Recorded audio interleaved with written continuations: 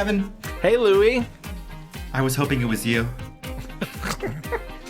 I wanted it to be you. I wanted it to be you. I first of all, I did want it to be you because I was texting you earlier and I was like, I'm so happy and glad that we are having a class-eek episode today. Just you and me, gal. Yeah, just you and me, gal. This is our rom-com, okay? This is our meet cute.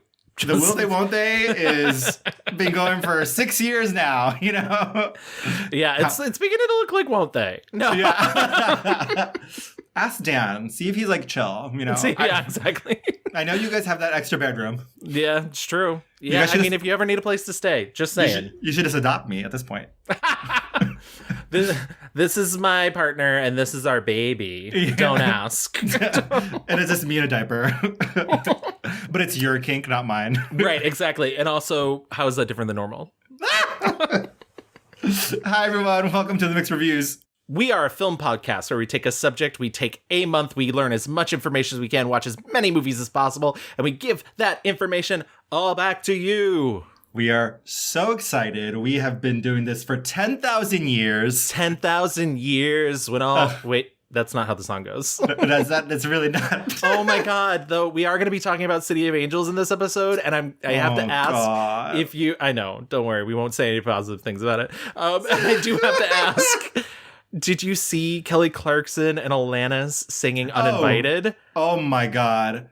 So good. And I know, good. And I know this episode just went up like 10 gay points just by referencing that. But like, if you haven't seen it, delight yourself. First of all, please. Alanis' voice, never better. Kelly Clarkson, an angel. Never better. Talk about City of Angels, okay? Yes, wherever absolutely. Kelly Clarkson and Alanis Morissette are, that's the City of Angels, okay?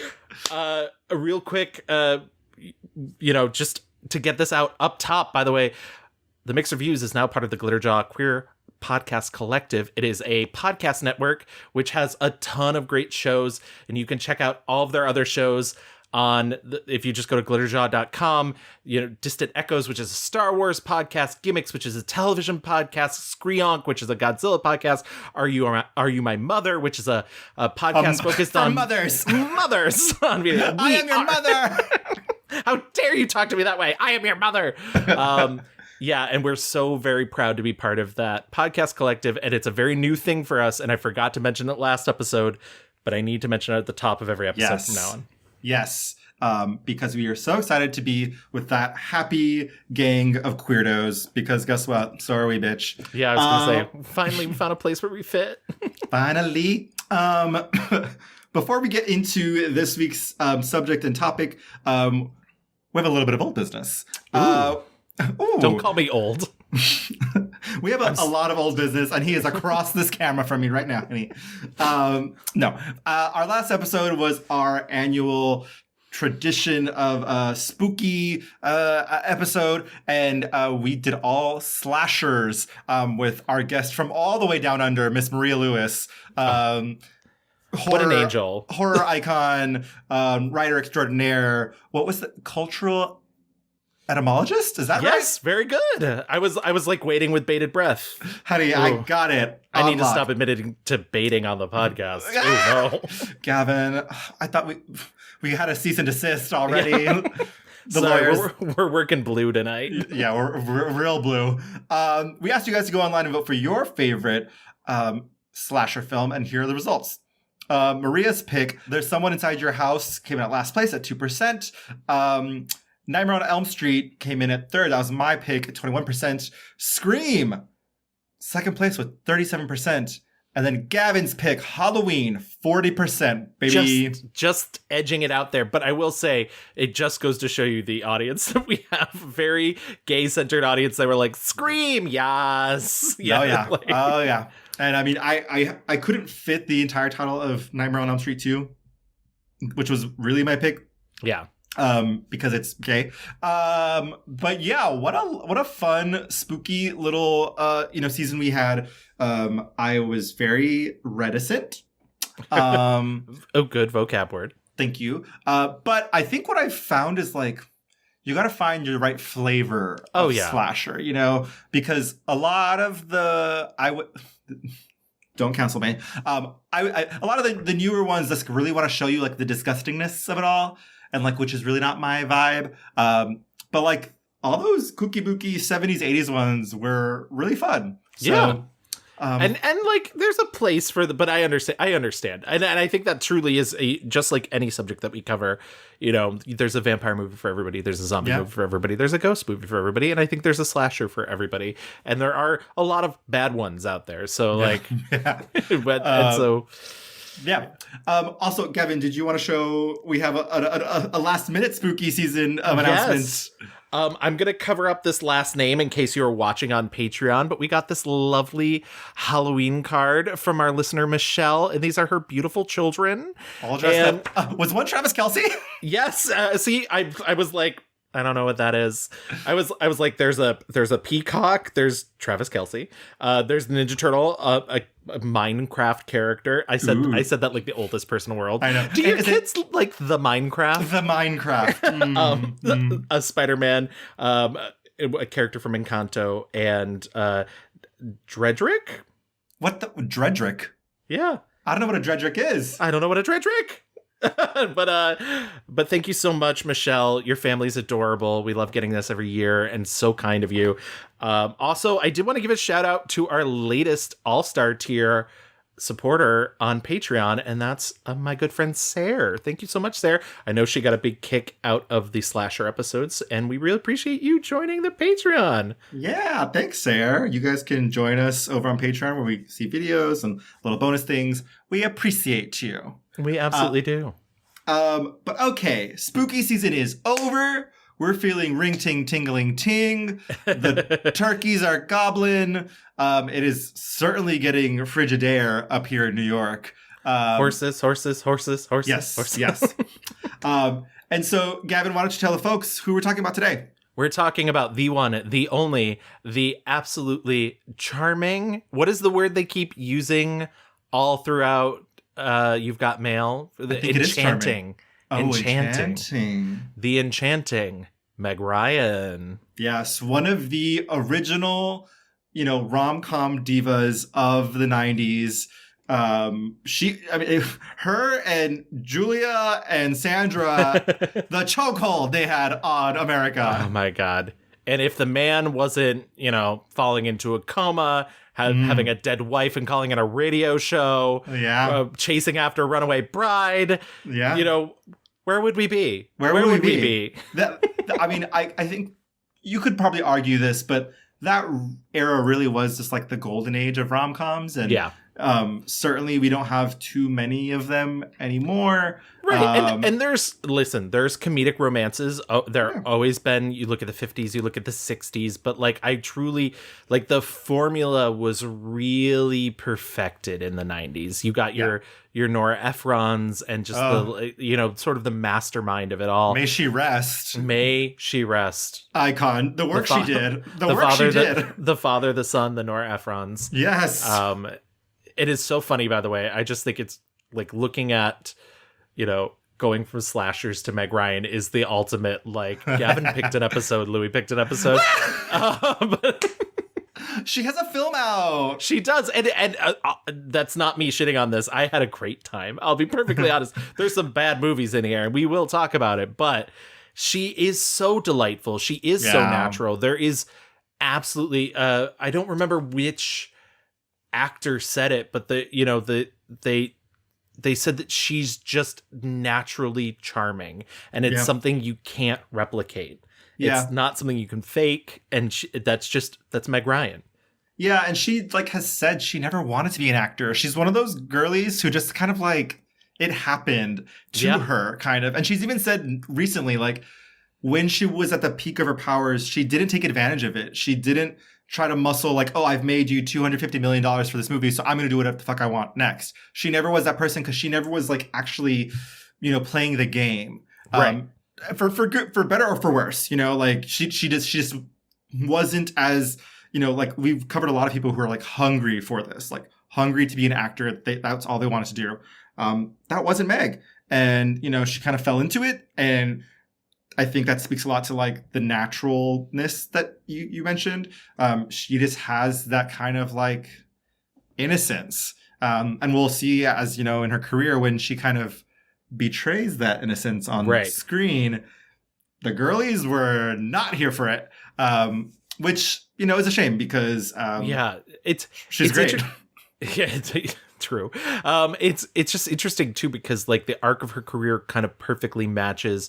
I've talked about this. I don't know if I've actually ended up having been able to talk about this on the show before, but culturally, especially in the United States, as much as we like to pretend like the 90s was this like easy breezy, like sexual liberated, the end of the 90s, the early 2000s, I mean, obviously when George W. Bush was president, like there was this kind of push towards conservatism in the media. Yeah. And she had this like incredibly impeccable crafted media personality. She was America's sweetheart. Yep. And for what happened to happen and the press to turn against her, which is an incredibly powerful thing. And you may not think it is, but like when you have the news telling you what to think about a person, when you have newspapers telling you, tabloids and talk shows, and everybody wanted to get their opinion out there. Everybody wanted to have their say on Miss Meg Ryan, America's sweetheart.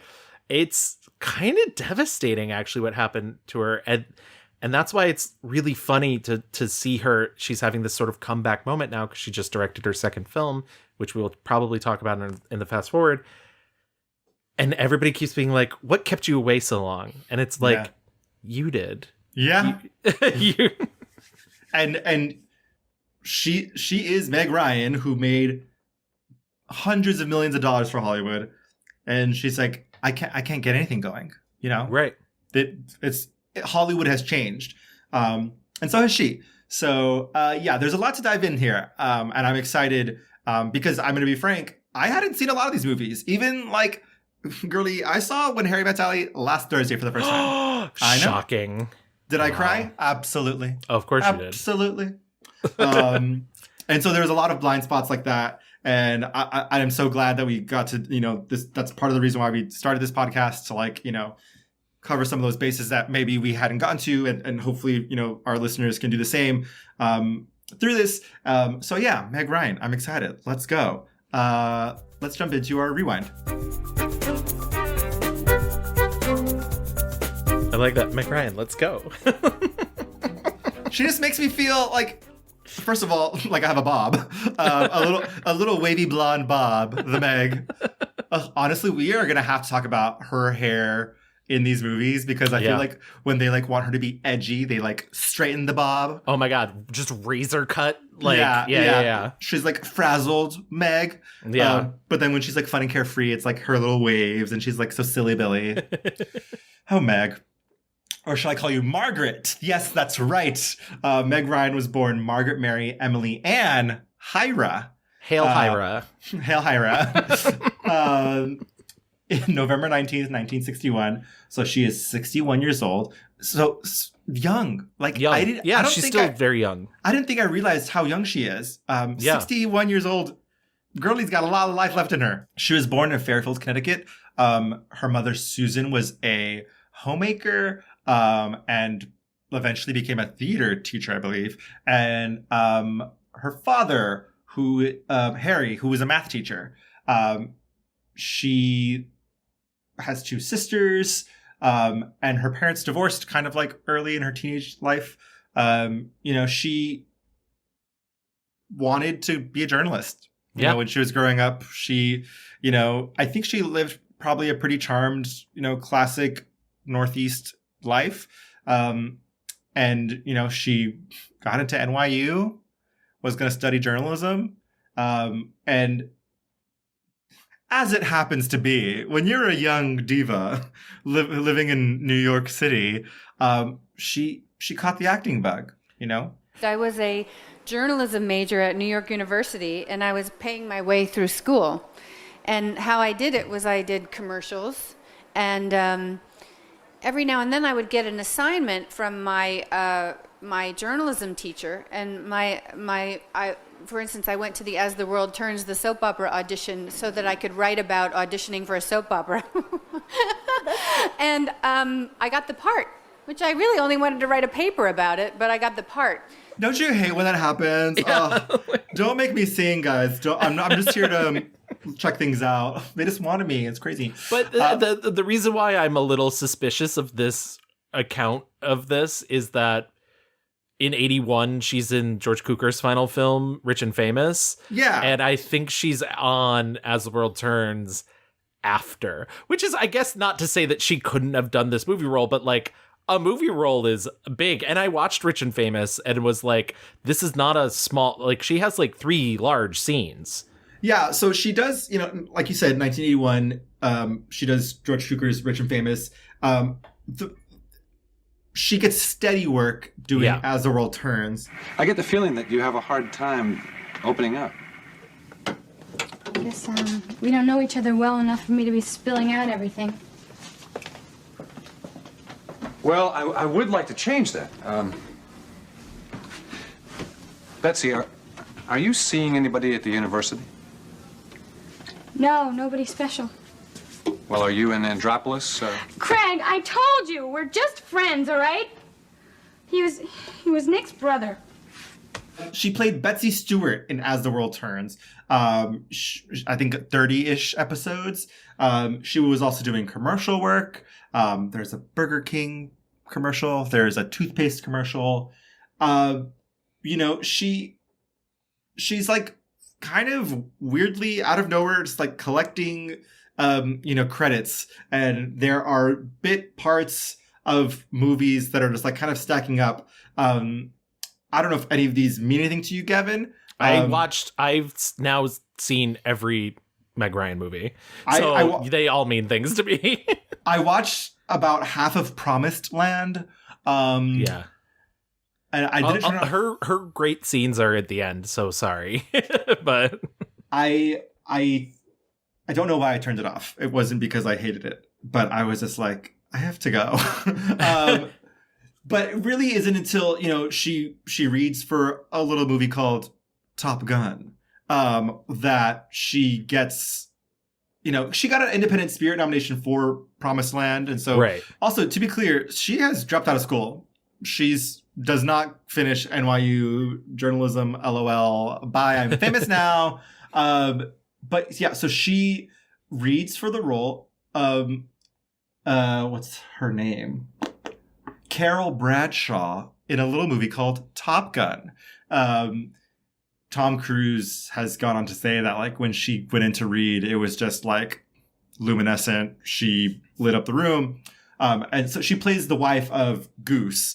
Anthony Edwards. Yeah. And it's not like a huge part by any means. In Top Gun Maverick, there's a little picture that they show of her. Yeah, I was going to say somehow genetically her and Anthony Edwards made Miles Teller, but whatever.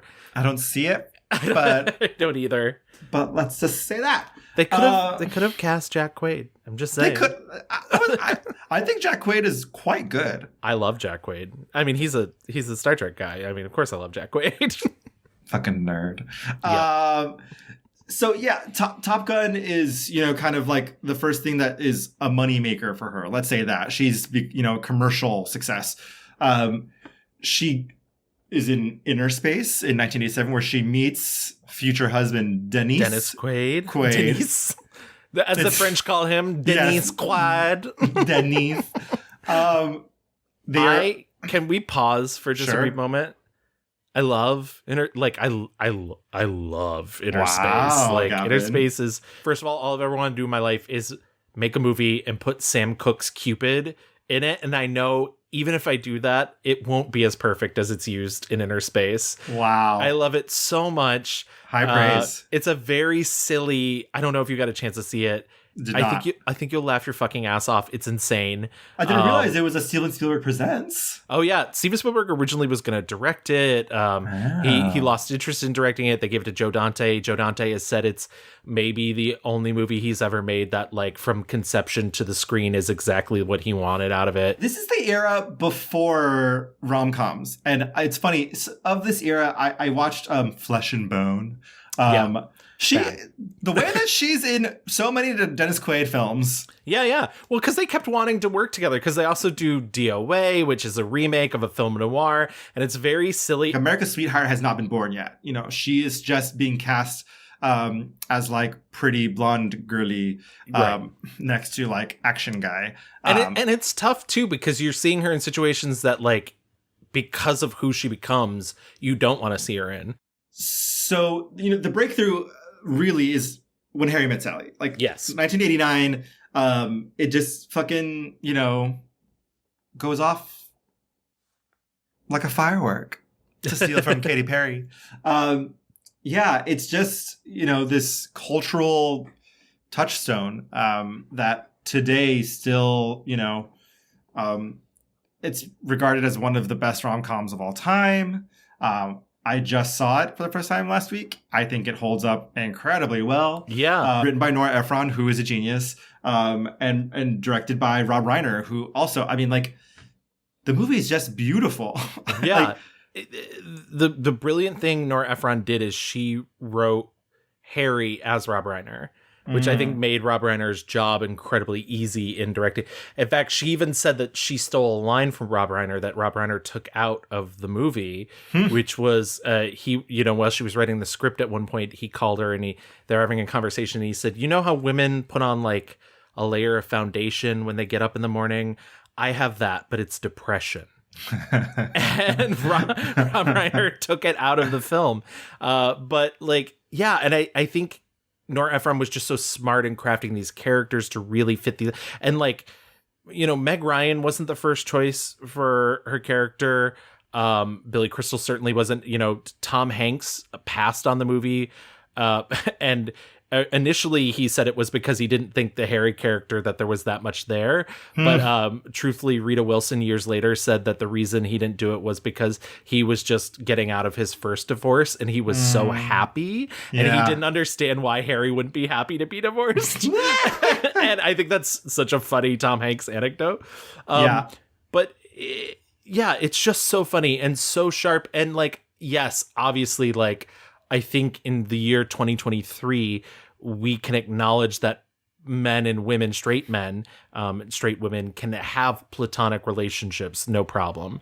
But I do think the way, things were at the time, that it was a true, can there ever be a true friendship between men and women?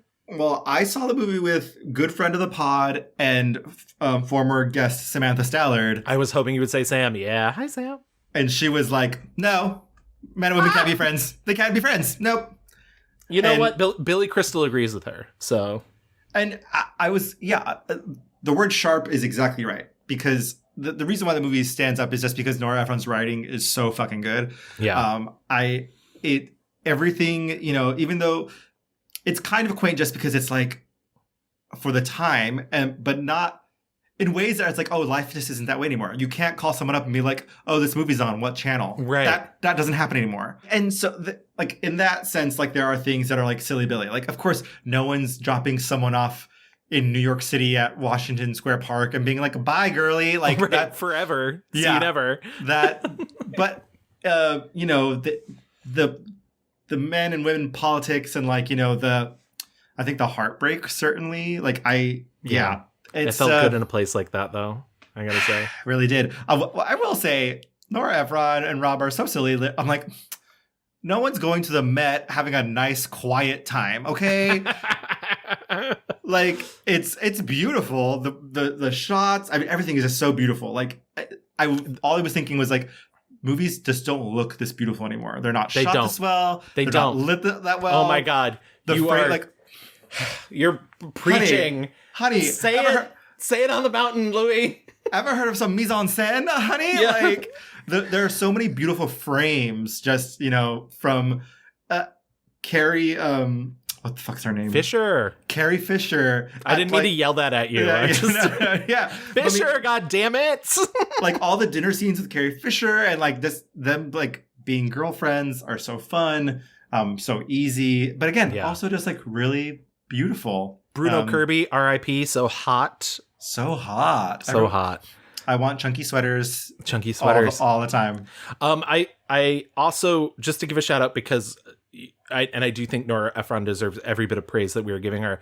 On the flip side of that, Nora Ephron has also really credited it to both Billy Crystal and Meg Ryan. And and specifically Meg Ryan, that she was able to like see these small things. There's a moment in When Harry Met Sally where Meg Ryan is upset because her old boyfriend is getting married and she's totally hysterical. And I put this one line into it. It is a nothing line. I need a Kleenex. It's right in the middle of it. And it's a line that I knew was funny, but it wasn't like blinking, hello, I'm a funny line or anything. And Meg just hit it out of the park. And that's the moment when you think, oh my God, because it's an actor that really, especially when you're talking about a comedy, something could be funny on the page, but it is not going to be funny if the actor doesn't know how to convert it. Hi. You all right? Come on in. I'm sorry to call you so late. It's all right. I need a Kleenex. Okay. Okay. Let me tell you, I couldn't watch it. That movie for years. I couldn't watch it for years. My freshman year communications class, Com 101, our big project at the end of it was each student or groups of students were assigned a scene, and we had to write a report on the body language of characters, which, by the way, is a complete fucking pseudoscience. It's not a real thing.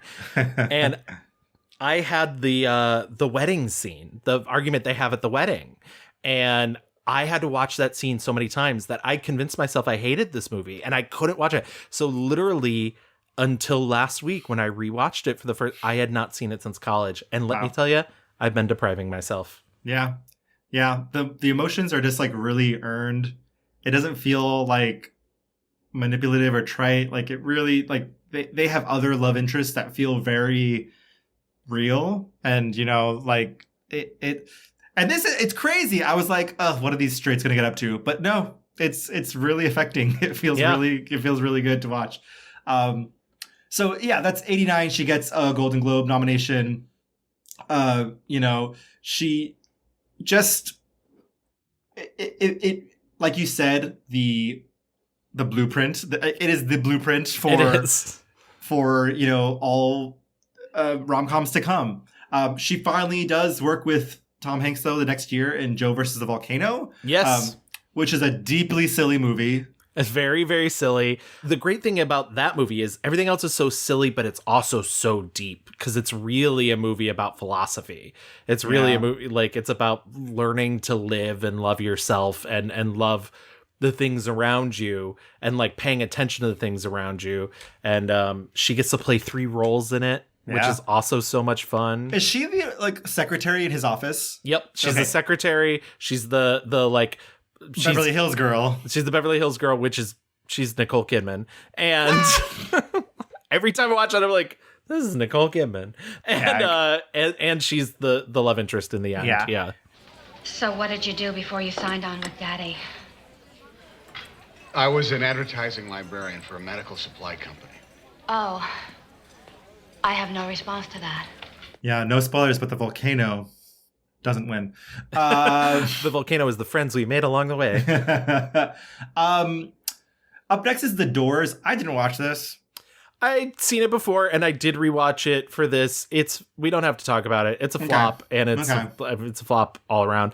It's, you know, a great Val Kilmer performance, but it's not a good movie. Okay, great.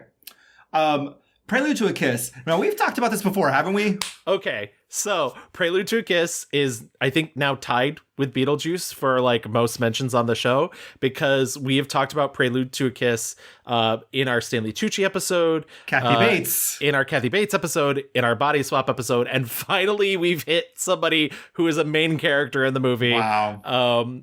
Yeah, Prelude to a Kiss. I watched it for Tucci. I didn't rewatch it for Bates or Body Swap. I did rewatch it for this, and it's maybe not Meg Ryan's best performance, I will say. She's doing something. It's fine. But, like, I like this movie a lot. Like, it's so meaningful. And then, like, to find out... So, Prelude to a Kiss, for those of you who do not listen to the show regularly, is a movie about an ultra liberal woman and a kind of conservative man played by Alec Baldwin. Meg Ryan's the woman, and they fall in love, and she's like kooky spiritualism, and he's like kind of very practical. It's and Dharma and Greg. It's Dharma and Greg. Literally 40 fucking minutes into the movie, like a third or maybe even a half of the movie is gone. At their wedding, an old man wanders in and kisses Meg Ryan, and they switch bodies. And Alec Baldwin is left with Meg Ryan with an old man in her body who wants nothing more for him but than for him to fuck her. Like, and that's the thing that I love about this movie is I keep thinking about like, no, he really wants hot young Alec Baldwin. So sorry that Alec Baldwin's a terrible person because he's very hot in this movie. Yeah, hate that. And Meg Ryan is left in the body of this old man who's dying. And to find out that the play that it's based on, which Alec Baldwin was in the original cast, she was not. Mary Louise Parker, I believe, was the original role, which I think she maybe would have been better. I'll be perfectly honest. To find out that the play like itself was kind of an allegory for AIDS, and that the director then died a couple years or slightly more than a couple years later of complications due to AIDS. And to think about it as like a parable about a man who has to learn to, because Alec Baldwin, you know, is freaked out by Meg Ryan. She goes to like live with her parents, and he like starts cohabitating with this old man. And it's like this parable of like, can you love somebody who is dying, who you maybe are no longer sexually attracted to, but have all these strong feelings for. And I think the movie is maybe not given enough credit for that, for the deeper analysis. But like on the surface level of talking about Meg Ryan, she is maybe hamming it up a little bit as an old man in Meg Ryan's body. I want to have your baby. I want your baby inside me. You don't want babies. Don't you remember? Sweetie. No. You never say that. Or puppy puppy or chop chop. You don't drink now. Rita used to drink like a fish. You're not using salt. Peter. You're a communist or socialist, whatever you are. You don't defend the social order in Jamaica or anywhere. You need to take a hot bath and breathe life in. The world is a glorious place to live. 1983, though, is a big year because Sleepless in Seattle. Yes. This is her... That's my horses joke earlier. Horses. Yeah. Reteaming with Tom Hanks. Another movie I had never seen. I could not believe when were you born? I mean, I know I'm older than you, but like... I was born in 1988. End meeting. Listen, we're meeting people now who are born in like 2001. Like, it's disgusting. Literally, I met a news anchor who was like graduated college like 3 years ago, and I was like, no. Yeah. And also on top of that, I was like, oh no, I will never look like a man. You look like a man. I do not. I will always just look like a pile of dough. You know what I also hate? And I think it's deeply embarrassing when like people have like the year they were born tattooed on their body. I'm like, sweetie, there's nothing cute about like being born in 2002. Yeah, no. Ugh. You missed 9/11. Get out. Yeah. Anyway, Sleeps in Seattle. Another Nora Ephron joint. Yeah, I didn't realize that they don't meet until the end of the movie. I was like, what the fuck is going on? Yeah. Also, she plays a journalist, so she's preparing her entire collegiate career for this. Also, LOL, the things that journalists, quote unquote, did in the 90s. Just hanging out, figuring out, you know, a story about a guy on the radio, maybe. I don't know. Have nothing else to do. She like literally abuses her position to find out where he lives. She said, Alexa, show me men who are recently like widowed in the Chicago area. I think for me, this is the lesser of the triumvirate of like, when people think of Meg Ryan, they think of this movie, When Harry Met Sally, and You've Got Mail. That's kind of Yes. like the trifecta. I think this is the lesser work of them, just because the story is perhaps a little bit too ridiculous for me to like glom onto. Like, this poor man is grieving his wife who has died, and it's only been a year. A year, yeah. Like, babe, I broke up with my ex a year ago, and I'm still going through it. Okay, Right. And he lives in the neighborhood next down. Okay, like, he's not dead. This man's wife is dead. Weirdly in Seattle. Who Yeah, knows? it's so crazy, so crazy. Yeah, so his wife dies, and so him and his son move to Seattle to like start afresh and like, you know, just try and like get away from like the hauntings of her everywhere. And also, kids are so crazy. Yeah. On the DL, like, I've heard conflicting reports. I've heard that Nora Ephron got rid of the kid because she didn't like him. But I've also heard that Tom Hanks got the original kid fired because he was too disruptive, and they replaced him with this kid. And Nora Ephron was like, yeah, I guess that's fine, but like, also, I don't like his face. That is a gag. Yeah. This kid I thought was pretty good. I thought he was fine. Yeah. Not mad at him. I love, I so deeply love An Affair to Remember. Okay. The fact that it's like such a big part of the plot of Yes. this movie, I will like, but also like Rita like spoils the whole, like, if you've not seen Affair to Remember, don't watch Sleepless in Seattle first, because Rita will literally just tell you the whole thing. But also, I love Rosie O'Donnell as yes, the best friend. The best friend. I was listening to him talk about how much he loved his wife, and suddenly I was crying. It's like what happens when I watch those phone company ads. I don't have to see the whole thing, just the part where the daughter gives the mother the refrigerator with a big red bow on it. Yes, the Polaroid commercial. 2 5-year-olds at their grandfather's birthday party. They're making the album. Oh, with all the glue. That kills me. You should write something about this. The original director of this movie was Nick Castle. If you don't remember that name, it is Nick Castle, film director, but also the original Michael Myers from Halloween. Huh! Yeah, and he went on to direct rom-coms and whatnot, and he didn't like the way Nora Ephron was taking the script. He thought she was making it too silly, and when he left the project, they offered it to her to direct. Wow. So, yeah, we could have gotten Michael Myers' Sleepless in Seattle. That's kind of a gag. Also, the previously mentioned Flesh and Bone. You know, the mid-90s were really just, she was riding high. You know, I do want to mention, we don't often talk about projects past on. Occasionally we'll bring it up, but it's usually not a big, but she was offered Silence of the Lambs, and she thought the script was too scary and dark and didn't want to do it. You know, you hit and miss. You never know what's it's just what appeals to you at the time. And you have a certain reasoning process that goes along when you're, so I never regret really anything, but I felt like it was just so dark of an arena, and I just didn't want to be in that for a few months. I didn't want to just then. And you know what? It probably would not have been a hit if I was in it. You know, it was such a great movie. She certainly doesn't have like the severity of There's Jodie. Jodie Foster it's such a mannered performance, and I don't know if Meg Ryan would have. I think she would have been fine. Yeah. I don't think she would have been able to like get to the like kind of heart of Clarice Starling. Yeah. I mean, the heart and also like the hardness. Like, she's not like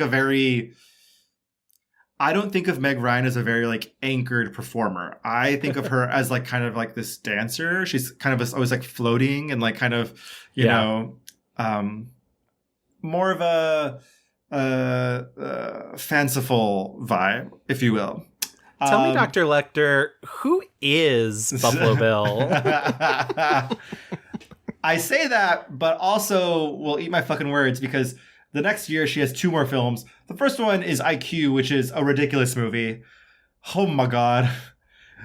I knew somebody in college whose favorite movie was IQ, and I've not seen it since college, and I rewatched for this, and I was like, oh, I hope that person hasn't like died or something, like hasn't like killed somebody or like psychopathic behavior, because this movie is like, what would happen if we made a movie about Albert Einstein's niece and it's a rom-com. Right. But she only likes smart guys. But then she meets a dumb guy, but he's actually secretly smart. And he proceeds to, it's funny, the director was like, Tim Robbins fought me every day because he kept being like, I don't think she would fall in love with somebody who lied to her so much. And he clearly didn't understand that was the point of the movie. And it's like, I actually think Tim Robbins is right. Yes. So there's that movie, which is whatever. But then there's also When a Man Loves a Woman, which is a very lovely tearjerker drama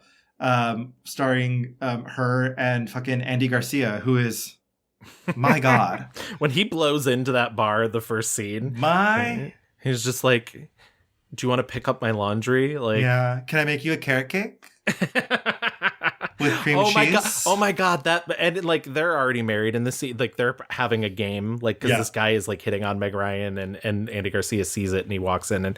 But when he says, like, she's like, and what do you do for me? And he's like, I'll bake you something. And he's like, well, what will you bake me? And he's like, I bet you love chocolate. I'm allergic to chocolate. Do you like carrot cake? Very much. Well then. Cream cheese frosting? My specialty. So fucking hot. They have sizzling chemistry. Yeah. But also this is a very dramatic turn for her. She plays an alcoholic, and God, there are some deeply affecting scenes in this movie. Yeah. I think they're very good. There's only one good child actor, and her name is Tina Margarino. What the fuck's her name? No, I think it's Margarino. Is it? I mean, whatever it is, that was close enough. Tina Margarino. Yeah, Tina Margarino. Yeah. Did you also clock who the other kid is? Yeah. May Whitman? May Whitman. May Whitman. Yes. Wow. Those are the two titans of child actors. Yeah. I love both of those children so much. Those actresses are brilliant. I want them in everything. And as the kids of Andy Garcia and Meg Ryan, genius, just genius. So that movie came out in 94. I remember my mom renting it, so it was probably 95 because it used to actually take time between theatrical presentation and video. And that scene where she falls through the glass of the shower haunts me. Like, I still think about that. And I hadn't thought about it in years, but rewatching it and seeing it happen, I was like, oh, I remember I can picture my my childhood living room and seeing that. I think it's a very effective movie. It's certainly not my favorite, but I think she's great in it. And I think the other strength of the film is that I think the compulsion when you're making a movie about somebody who has a disease like alcoholism is that you make it just about the alcoholism, but it's an interesting turn in that it's also a movie about how it is affecting the people around her, specifically her family, and what it's like to be a family member of somebody who has, is suffering. Yeah. And I think it does a really good job without ever painting Andy Garcia as some sort of hero. Oh, yeah. He's certainly not. He makes mistakes. I think there's a lot of really powerful stuff in it. I think there's something that keeps me at a slight distance about it. So it's kind of like a 3.5 star movie for me more than but I really love her performance, especially. Yeah. And she changes a lot in the movie. Yeah. From beginning to end. Yeah, totally. I really like it a lot. The next year, she has 2 more films again. She produces French Kiss. Restoration. She does a little period piece. And again, it's, I can't state this enough. These movies are making money, honey. Yeah. In the hundreds of millions of dollars range. Even though people don't maybe remember French Kiss as much, it was hitting back in 1995. I say if you've not seen French Kiss in a while, go back and watch it. Oh. I really like it. It's All really that? It's really cute. I mean, this year is, a critic called her the soul of romantic comedy. In 1985, she was winning awards. She won the Harvard Hasty Pudding Woman of the Year award. People magazine named her one of the 50 most beautiful women of the world. She won the Women in Film Crystal Award, whatever the fuck that is. So she, this is like the peak of her. And I don't want to compare, but I do think compared to LOL, I don't want to compare, but compared to, but she had the softest edges of the quote unquote America's Sweethearts. Yeah. Her movies were just warm and soft and cuddly. And like, even, something like When a Man Loves a Woman, which ridiculous title, LOL. But it's, even though it has like some of the sharp edges, like she is an alcoholic, by the end, you are still like safe and sound. Everything is resolved. Yeah. And she certainly wasn't, I think after this, like after 95, she's trying to like push a little bit. She starts getting into like these war movies and stuff. But I think she was probably like the most middle of the road, safe, girly doing these rom-coms and like America's Sweetheart type movies. And I think they were fun for her. And I think that's maybe something that like is not talked about enough, but like, I don't know, there's something to be said about loving your job. And I know people will be like, well, maybe she took the easy way out by mostly doing rom-coms, but like she was having a good time. And I don't think there's anything wrong with like being like, I'm good at this thing. I'm going to do this thing. And like, I'm going to enjoy it. Yeah, and I think also isn't that the goal? Like, aren't we supposed to love what we do? I think also, I mean, there's interviews with Tom Hanks and being like, listen, it was just easy to work with her. No drama, like learn your lines, show up. Like she was so, even though, she, this is before, we'll get to it later, but like she was not in the tabloids. Right. She was just like, And honestly, like, as much of reputation as Tom Hanks has as like America's Dad, I think that's how Tom Hanks really likes it. Like, I think he's kind of a persnickety, like, person. And so to have her be such a professional, really, Yeah, but that's also a good like parallel though, because like Tom Hanks, by virtue of being a man, he knew how to like flex the muscles to like get what he wanted and build the career he wanted. And I mean, of course, like he wanted to be an actor. But she, certainly like produced a little here and there, but like wasn't commanding the power that she probably could have, Yeah. And I think, also clearly like Tom Hanks has continued to work, done all sorts of things, made movies for other people, still is doing his own movies, whereas Meg has not been, and I think there's a lot there. Like media was not scrutinizing her or him the way they were her. So yeah, it's fucked up. So after 95, we get Courage Under Fire with Denzel Washington. Yeah. Another Southern gal. This movie is for America.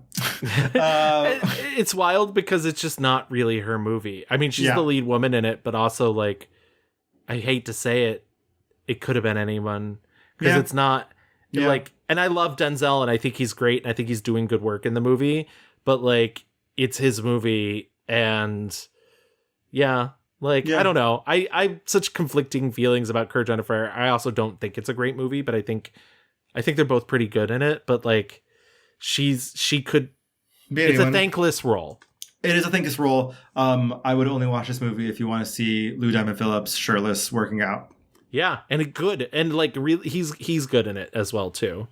Yeah. I will say, very sad, and the horrors of war is bad. Fucking bad, truly bad. Let's not fucking do that. 97, big year for Child Louis. Big year. Are we going to take a journey to the past? Honey, heart don't fail me now, okay? She is the titular Anastasia. She is. She was not killed in that basement. No. Thank goodness for Dimitri. Anastasia, which is Don Bluth. It's a huge hit. Opposite of John Cusack, who plays Dimitri.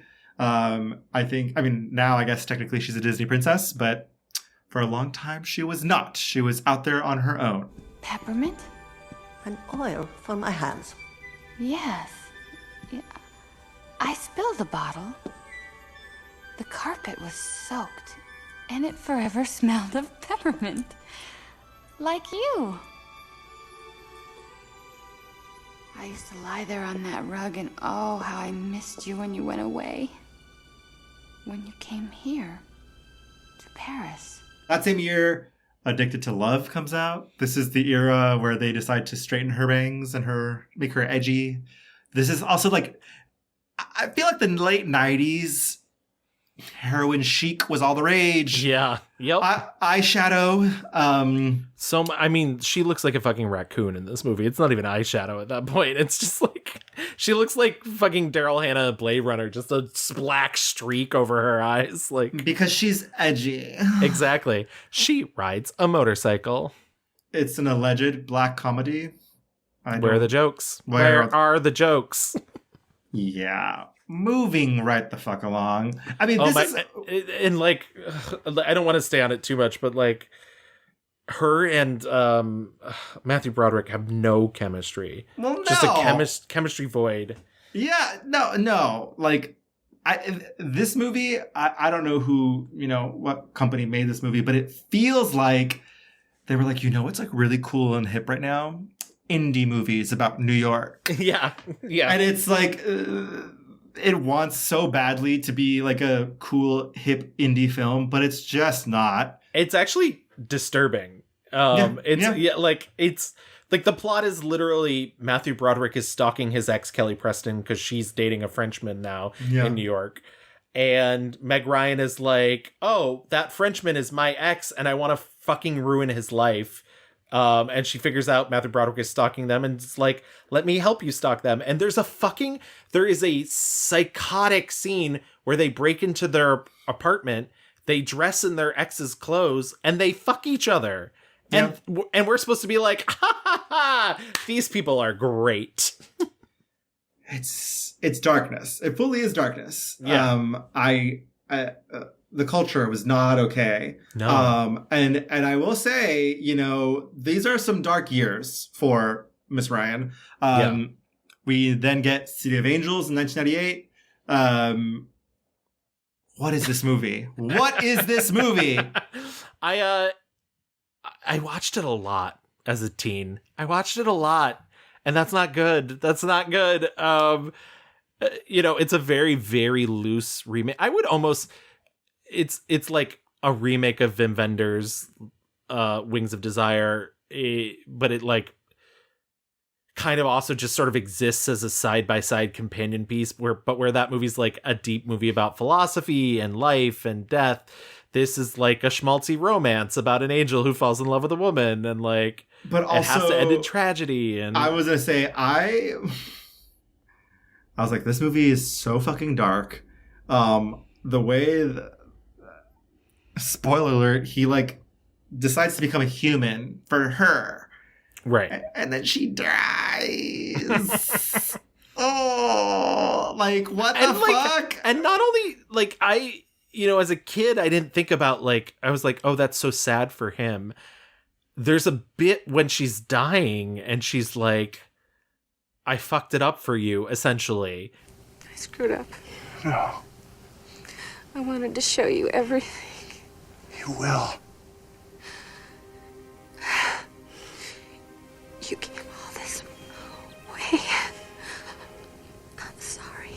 No. Oh, God, no, Meg. To touch you and to feel you. To be able to hold your hand right now. Do you know what that means to me? Do you know how much I love you? And I was like, so not only is she dying, she's like dying full of guilt. Yeah. Because she's like, you had this. You were an angel. You were a perfect being. You were literally a perfect being. And you became incredibly flawed and human for me, and now bye. Like, I feel like there are some freaks out there who'll be like, but the romance, they got one beautiful day together. Yeah, and that was enough. And but I feel like that's what the movie wants you to think. But that's not healthy, guys. Like we can't be living like this. Like that is a cruel, punishing thing for this writer, this movie to be like. And then they snatched her to show what? To prove what? That like, take a chance on love, but you might die. Like, nothing is promised, Louis. Know that. Not even when it's Nicolas Cage as an angel. What's the song in this movie? I don't want the world. Yes. Which I sing to annoy Dan. Yeah. Because everything's made to be broken. Iris by Buffalo's Own, the Goo Goo Dolls. Not Buffalo's Own. Buffalo's Own. And then also Sarah McLachlan's In the Arms of an Angel. Yeah. Hey, listen. I'm not gonna knock the soundtrack. There's some bangers on it. Alanis Morissette's Uninvited, previously mentioned. Yes. But you're uninvited. So good. It's much better when Kelly Clarkson and Alanis do it, trust me.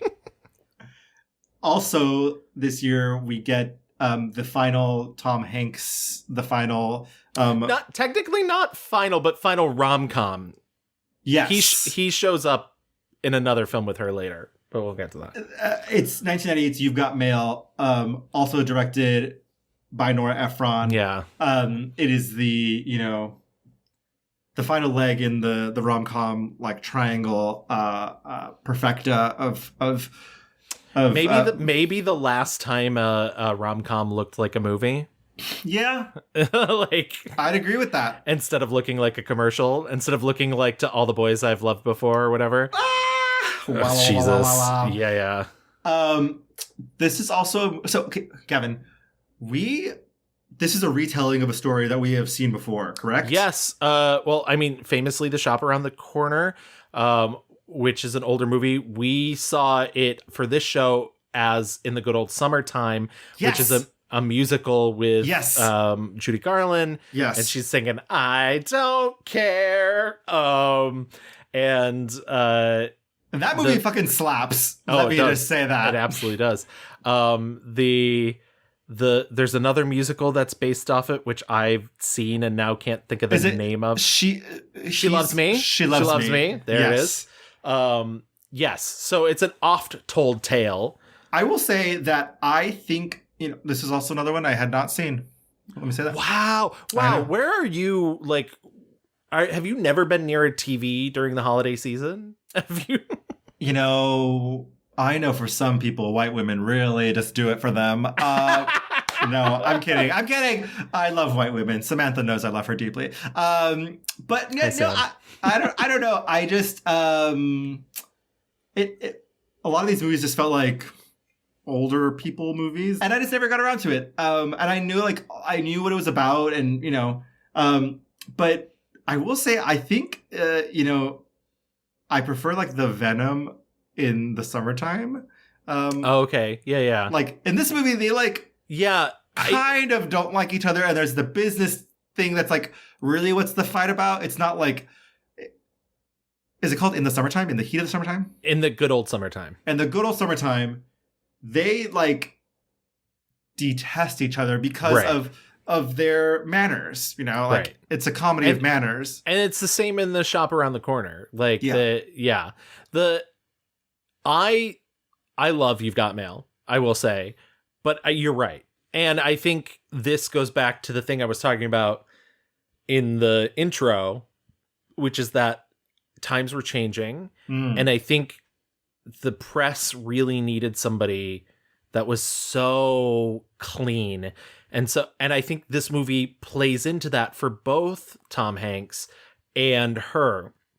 I mean, they have to show you like off the bat that like Tom Hanks, he works for a big like rich company, but also like he's so good with kids and he's got such a heart and whatnot. Well, that's what Parker Posey's also there. Like right. She's there to like make him look good because she is so horrible. Right. And it's the same with Greg Kinnear. And it's not that Greg Kinnear's horrible, but it's just that like he's so dead And in ridiculous. comparison to Meg Ryan. He's just so like, I love my old typewriters and oh, let's talk philosophy. And like Meg Ryan's like, no, I can't be tamed. I'm flighty and free. Yeah. And the thing that kills me always, and let me tell you, I love that ending, even though once again, Tom Hanks is absolutely gaslighting her.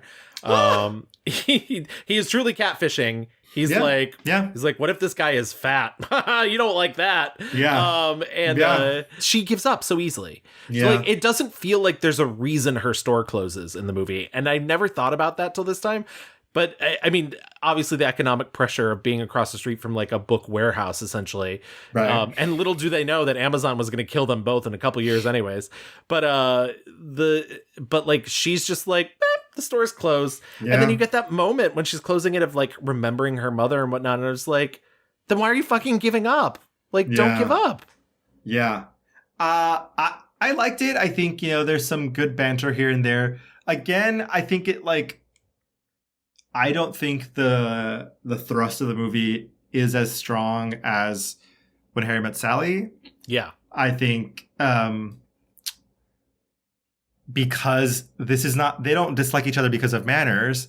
They dislike each other because of business.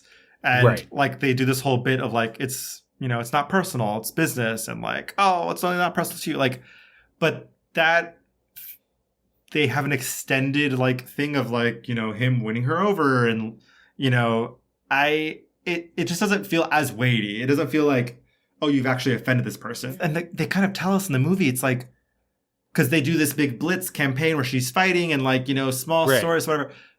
But they're like, well, we did all that and still like people aren't coming. And it's like, that's the tough reality. Like you can tell people everything up and down about like what's right and wrong. But like in the end, convenience and like cheap prices are going to win out. Like, there's no like moral,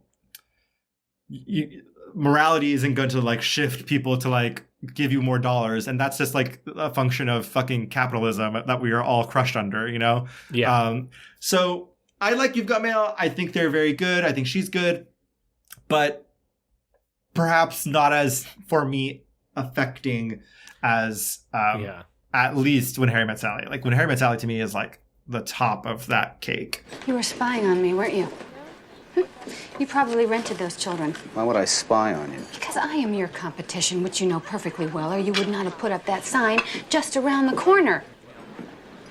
The entrance to our store is around the corner, and there's no other way of saying that. It's not the name of our store, it's where it is. And you do not own the phrase around the corner. What is that? What are you doing? What is that? What are you doing? You're taking all the caviar? That caviar is a garnish. I agree with everything you're saying. Yeah, I agree. Like, but I do really like it. And let me tell you, I still think that ending is really. My friend Sarah also, because I posted a clip of it on my Instagram, she like messaged and was like, I also miss when like Tom Hanks was sort of an object of desire in movies, and it's like, okay, listen, I agree with that. When I was watching When Harry Met Sally, I was like, it is so crazy that normal humans got to be in movies before. Yeah. Like, and that's the other thing is like Meg Ryan's beautiful, absolutely beautiful, but looks like a normal person in When Harry Met Sally. Like every like person surrounding them looks like a normal human, is not super jacked, is not perfectly coiffed and plucked everywhere. It's just. But it's okay because Jacob Elordi can get like 5 GQ pictures and everybody shuts down Twitter because they're like, oh my God, he's wearing glasses. Like I know. And that's I haven't seen Jacob Elordi in anything, and so I don't know if he's a good actor or not. But yes, the point is yes. Like you used to be able to look like fucking Tom Hanks and be a love interest. You used to get to look like Billy Crystal and be a love interest. And and I'm not saying it's better or worse. Like and hot people will be fine. They've always have been. But like there is something about just being fucking charming and silly and goofy and like, just being a fucking star and not having anything to do with how hot you were. And bad news for people like me who are both ugly and have no personality, but it's okay. I'll see you at the meetings. I think as we head into the, 2000s, we're going to see, how that and the changing Hollywood affects Meg's career. Yeah. Let's zoom through a couple of these. So we talked a little bit about hanging up in our Diane Keat episode. Yeah, I couldn't put myself through it again. I didn't watch it. I watched Proof of Life. This is where she meets Russell Crowe and then starts her little dilly-dalliance with Russell. Yeah. Though she has said, and I believe her, that is not what killed her marriage. That was a really hard aspect of the whole thing. I mean, the tabloid aspect of it was really heartbreaking, and there was, for me, something I never really wanted to talk about in depth because I have a little boy, and because I feel like you can never really win in the way a tabloid tells a story. It's a very black and white, very overly simplistic moral universe that certain people's stories are supposed to fit in. Yeah. And they don't. It was a very unhealthy marriage, and it was pretty much not a happening marriage for a very long time. I probably should have left much earlier, and I was very sad, actually, that it all had to come apart in the way that it seemed to have, that it was never about another man. It was only about what my and Dennis's relationship just couldn't sustain, I believe that because Dennis Quaid, struggling with alcoholism. Right. So yeah, lots of things.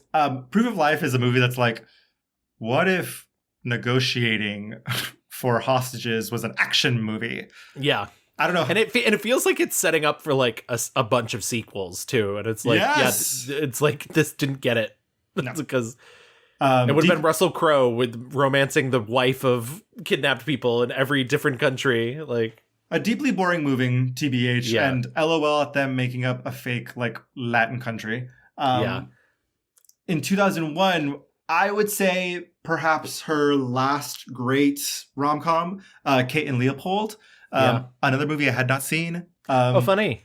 Hugh Jackman, incredible. I actually hadn't seen it until our good friends at the B-Side asked me to be on one of their very first episodes about Hugh Jackman. And so I watched it, but I've only ever seen the director's cut, which is the more fucked up version. It's about 7 minutes longer.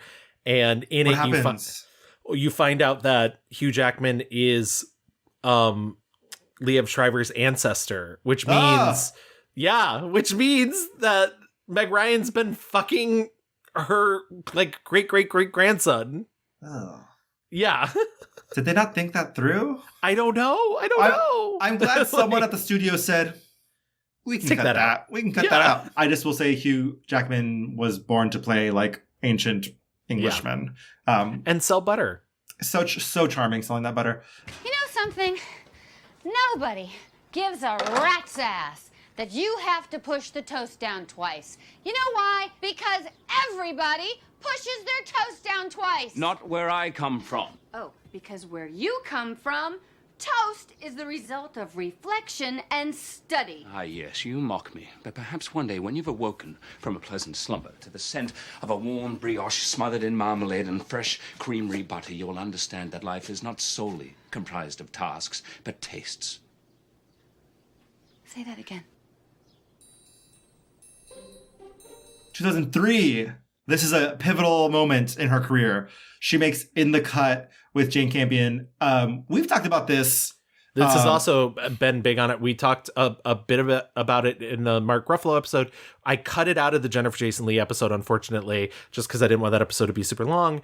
And then we also talked about this on Screen Drafts because it's famously an F Cinema score. What a great movie. What a good fucking horny movie. Horny. Dangerous. She's naked. Mark Ruffalo's naked. It's hot. She plays a woman who finds out she's into some really fucking dangerous sex and she likes the excitement of it. And also, is her boyfriend a killer? She's a dangerous woman, okay? Yeah. There's a little red lighthouse in it. This movie was really controversial and the media... This paired with the Russell Crowe dissolvement of her marriage really did a number on her reputation in the public's eye, within Hollywood. People thought she was crazy for making this movie. Why is Meg Ryan naked and having sex and fucking on camera? Which on the opposite side of that, this movie was produced by Nicole Kidman. It originally was supposed to star Nicole Kidman. If Nicole Kidman had done this, nobody would have batted an eyelash. They would have been like, wow, Nicole's taking chances. Yeah. You know, and like famously in this period, she had a BBC interview where the presenter, who later went on to apologize, he actually just passed away in August, but like was rude to her because she wouldn't answer the questions the way that he wanted her to answer the questions. Yeah, just like pointed and very accusatory and like misogynistic, you know? Like, Now that you're wary of journalists, I mean, does it give you an insight into what they're after? Now that I'm wary of them. Yes, you are wary of journalists. You're wary of me. You're wary of the interview. You don't like being interviewed. You can see it in the way that you sit and the way you are. That you don't like doing it. So therefore, well, I mean, it's a perfectly easy question, a decent question to ask you about being a journalist. I mean, in other words, if you were me, what would you do now? Well, just wrap it up. It is at times a hard watch because there is a lot of like violence in this movie, but it is sexy, it's thrilling. Mark Ruffalo, by God. Yeah. But yeah, I think this is Meg trying to do stuff. She's trying to, you know, do different things. It doesn't really work out. The next movie, Against the Ropes, which is flop all around, more angry, straightened hair. In The Land of Women in 2007, LOL, the way that my dumb millennial brain in high school was like, wow, Adam Brody is so crazy and so sexy. This movie is stupid. Men are not okay. The director writer of this certainly was going through something and was trying to like say something, but like let this woman have her cancer and not have to fucking like manic pixie dream boy with fucking Adam Brody. And like, listen, you mentioned that in The Cut and like Against the Ropes are big disasters. She takes 3 years off. Yeah. And admittedly, like she just went through a divorce. She has a kid. It's around this time that she adopts her second kid. She adopts a daughter. But like, that's the train is slowing. Yeah. You know, after this, we get the signs are there. 2008's The Deal, which is a horrendous fake movie. Yeah. 2008, you know, there's a lot, but it's a lot of crap. We get My Mom's New Boyfriend, The Women, which is perhaps the greatest filmed catastrophe I have ever fucking seen. The original The Women is cinematic gold. Cinematic, just glamour, beauty, like just so fucking good. Run to watch it, please. And this was supposed to be like the modern take of like girlies today. And I had already seen this movie, but I'd forgotten so much about it. Same. I knew we were 1 minute in horrendous trouble when like Annette Bening throws away one of like the most iconic lines from the original movie. Yes. There's a word for women like you, but you rarely see it out of kennels. The way she delivers it is horrendous, and it's like voiceover. So she's not even telling it to anyone. It's bad. And then she steps into Saks Fifth Avenue. The camera turns on her glasses, and it's like Terminator vision. Yeah, but for sales. I was like, oh, this movie doesn't respect women, doesn't understand women. Which is wild because like it was a pet project of Diane English, who created Murphy Brown and like had developed it for years, and Julia Roberts wanted the lead role. And yeah. I think she must have like had to sell her soul for the devil, like because she made so many concessions to like sex it up and make it like, you know, because that Terminator vision moment is like for who? The teenage boys who are gonna like trying to get in this movie. Like the movie doesn't work on any level. And then I will say also Meg, her character is nothing. Her character is nothing. Now it's really coming to a stop. We get Serious Moonlight in 2009. horrendous, trying. It's hard to talk about Serious Moonlight because it's made under duress, essentially. Like, the Adrienne Shelley had been murdered. It was her final script. She had just had a huge hit with, an underground hit with Waitress, and had blown up. And Cheryl Hines, who was her friend, decided to direct. And I just wish, her husband produced it. And I just wish somebody had been like, guys, the script wasn't finished. It's clearly not ready to be filmed. And Cheryl Hines, like, this should not be your directorial debut. The movie looks bad. It's a personality void, which is really sucks because it's Timothy Hutton again with Meg Ryan. They have chemistry because they're both in French Kiss together. And then poor Kristen Bell, like, I don't know what she's doing in this movie. And then Justin Long, like, what, like, yeah. I think when like movies don't know what their tone is, they just call themselves a black comedy, and it's like that does not make your movie okay. Yeah. Okay, I didn't see her directorial debut in Ithaca. Yeah. So okay, huge gap. 2009, Serious Moonlight comes out. Meg Ryan.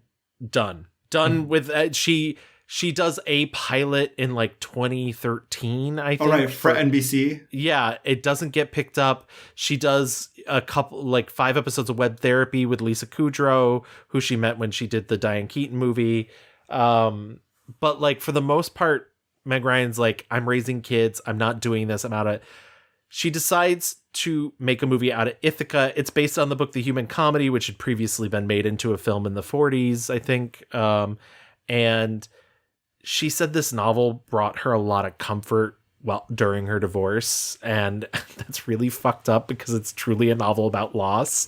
It's a movie about a boy who takes a job working at a telegraph company during the early years of World War II. His older brother, who in this movie is played by her son, Jack Quaid, goes off to war, and Meg Ryan is the mother of these 2 kids, and she's kind of in a depressive state because her husband, played by Tom Hanks, has passed away, but she keeps seeing him around the house.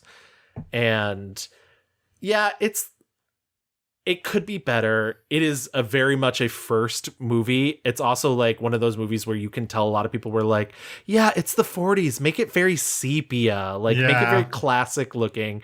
But she surrounded her cast with great, like Hamish Linklater's in it. And it's a really good cast, but it's really kind of a movie. Which bummed me out because I was like, yay, Meg Ryan directing. I thought a fellow would never cry when he got to be grown up. But that's when you start finding out about things. There will always be pain in this world, Homer. And a good man will seek to take the pain out of things. So that's in 2015. She is in some archival footage in Top Gun Maverick last year. And that gets to now with what happens later. Her second directorial, outing, which we'll talk about in our fast forward. But like, she basically said, I'm done. I'm out of here. Yeah. I need to figure my own shit out away from Hollywood. She's not getting the roles she wants. Nobody will accept her outside of the role. And also, like, I don't want to talk about this too much because I don't think it's a negative thing. Anybody can do whatever they want to their body. Like, she's clearly had some plastic surgery. That's fine. If you fucking Google anything about her, if you Google Meg Ryan, like, there's like a billion things about her plastic surgery, and it is toxic and awful. And she clearly did it because there was pressure for her to like stay forever fucking 25. Yeah.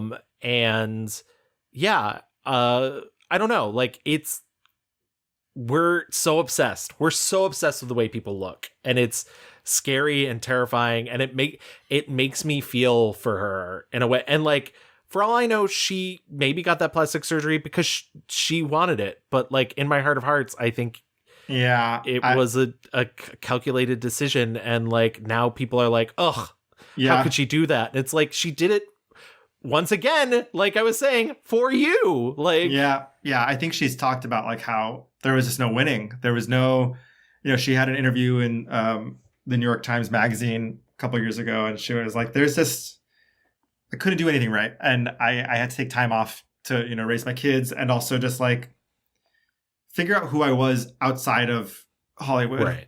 And I'm glad she did.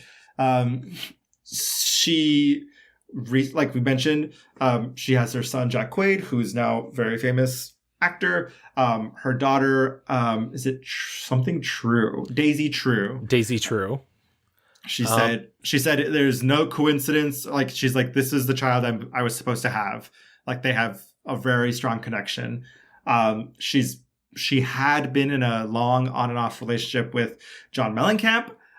They were engaged. They ended it in 2019. And she, in that same interview, she's like, sometimes I just think like, maybe, not every relationship has to last forever. And maybe like there is not like a partner for everyone for a long time, that lasts forever. And I'm like, fuck yeah, girl. Like, I love that. And also, big supporter of the Democratic Party, fundraisers and whatnot. That's sort of her charity of choice is politics. I've heard her talk about Me Too and everything as well. And yeah, she's never been nominated for an Oscar. She's racked up a bunch of Golden Globe nominations, but never won one. So I don't know. It's kind of crazy that she's such a staple in our lives, but like no one's ever felt to like give her an award for it.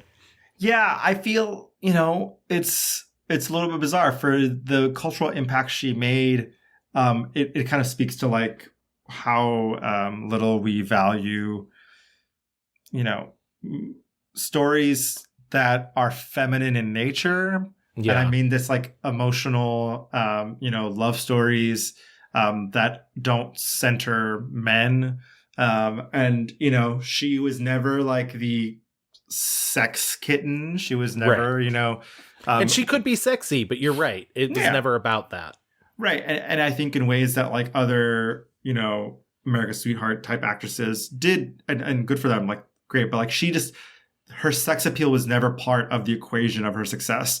And I think when Hollywood became even more and more obsessed with bodies, they did not know what to do with her. And, as such, kind of threw her out. And she has been and continues to scratch to, make what she wants to make now. And for that, I say bravo. Gavin, why don't we get into our picks? Absolutely. Let's start with our 1-star reviews. Well, Gavin, there are some movies we could talk about, huh? Yeah, there's unfortunately more than even a couple of really, really bad films in here. And we try and keep it positive on the show, but like, we're not going to lie to you. No. Some of these are, the reviews are in fact mixed. I'll go first. There are some hard watches, some movies I deeply don't like. The Women is truly an astoundingly horrid film. But I think for me, the true 1-star is, what year is this? 1997's Addicted to Love. I don't know why it's called this. I don't know why the cachet of the song, of the Robert Palmer song. That's it. That's it, baby. Everything that they're selling about this movie is a fucking lie. Because, so this movie was directed by Griffin Dunn, written by Robert Gordon, stars Meg Ryan and Matthew Broderick, Kelly Preston, and a French guy whose name I cannot pronounce. Well, we're going to get emails. That's a lie. We never get emails. The story starts off on Matthew Broderick. He's in a small town. He's like an astronomer or some shit. He's always looking at the stars. His girlfriend, Kelly Preston, comes home and she's like, I'm moving to New York because I want more out of life. And he's like, but what about no? And that's accurate. And the only funny part of this movie is she's like, well, bye. I'm out of here. I thought that was funny. Fuck him. Follow your heart. But then, like, some sort of fucking Batman, he travels to New York and is I think, squatting in a dilapidated apartment across the street from where she now lives. You're absolutely correct. He has brought in some of his astronomy stuff, telescopes and whatnot, to spy on her. Has set up some sort of technology to broadcast. So he's videotaping her and broadcasting said videotape onto a wall so he can watch her everyday life as a movie. Well, see, he learned it from the telescopes. Right, that's how that works. And if this sounds like a horror film, it's because it is. His ex-girlfriend has, moved in with this hot French guy. They're like seemingly like deeply in love, always fucking, always like having a great time. There's a mysterious figure on a motorcycle, and they're so like mysterious. And this person, I don't know, fucking falls through the roof into this dilapidated apartment with Matthew Broderick, takes off their helmet. It's Angry Bangs Meg Ryan. And it's very that. As Gavin mentioned earlier, she is the ex of the French guy. She's like, move over, bud. I'm here to ruin his life. And he's like, no, I'm here to ruin her life. And then they decide, wait a minute, let's do it together. What is all this stuff? Bugging equipment? Cactus. Bugging? What, like listening bugging? Bugging who? Take a wild guess. Why? Why would anyone want to do that? Because I want to hear what goes on in there. Don't you want to hear what goes on in there? Why do you not? Why not? Because that would be an invasion of her privacy. Excuse me, Mr. Video. That's not a video. It's a camera obscura. It's pure light. I'm not spying. I just want to be with her. Well, that's completely different. And then what ensues is like kind of a Mean Girls, like let's ruin Regina George type thing, where they try and like make the French guy look guilty of cheating. None of it works. Obviously, Meg Ryan and Matthew Broderick are supposed to fall in love in the end. It's so convoluted. I think Meg Ryan is actively bad, does not know how to be this like edgy, hard girl with her bangs and makeup. She's very like, you don't know me, okay? My emotions are not real. And Matthew Broderick's like, no, I love you and you love me. But don't you understand, Louis? She was a boy. He was a girl. Could you make it any more obvious? Any more obvious? I can't. And Matthew Broderick is also like sporting his like 5 o'clock shadow the entire movie. And it's like, everyone was trying to be edgy. It's 1998. Like, everyone's trying to be cool. I would say it's completely miscast if I understood the reason it was even made in the first place or written. I don't know. I don't know who could have done this movie, because there's extended sequences where they are both like being cute and throwing popcorn at each other while the movie of their collective ex-lovers is playing on the background of this squatter apartment that they're in. It's vile. It's bad. It's, I can't remember a single time where I laughed. There's, and in the middle of it is Meg Ryan, who is like deeply, deeply doesn't know what she's doing. I couldn't believe watching that. I couldn't believe it. It's almost as if like being addicted to love. Like we're gaslit into believing like this is what rom-com, like it's such a rom-com off the rails. Like, I don't know what we're supposed to learn here. There's also like kind of like gaggy, like Looney Tunes fade to blacks. Yeah, it's edited within an inch of its life in a bad way. Yeah, it's horrendous. I couldn't believe it. Great choice, especially because if you had picked the women, I was going to pick Addicted to Love. And since you have picked Addicted to Love, I can talk about the women. All right. The women, we talked a lot about it earlier, but essentially it's about Meg Ryan, who is she's sort of a jack of all trades, but she's a chef essentially. Is she a chef? I don't really understand. I can't tell what her job is. Like she's like a party thrower, an event planner who also makes all of her own food and gardens herself. And through a bunch of her gossipy friends, she finds out her husband is having an affair with Eva Mendes, and her life falls apart because of that. She decides to get a divorce.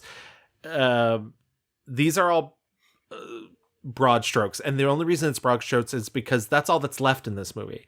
See, the thing about the original The Women, directed by George Cukor, you're going to keep hearing us say his name, came out in 1939. The role of women in society in 1939 was very different, and I'm not defending it in any way, but it's based off a play, and essentially it's a play about status, about how like women exist only to fall in love and marry a man who can take care of them.